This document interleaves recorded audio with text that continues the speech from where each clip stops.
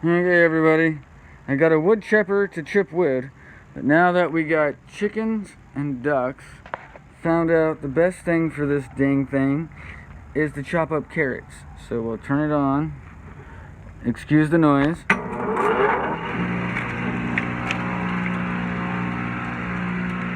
We got carrots.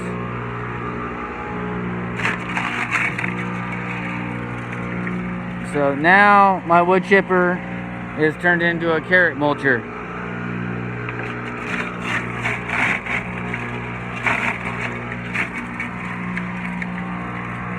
So that's what happens when you get a farm.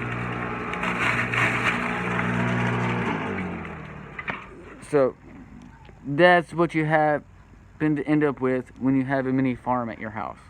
Let me know what you think. Have a good one.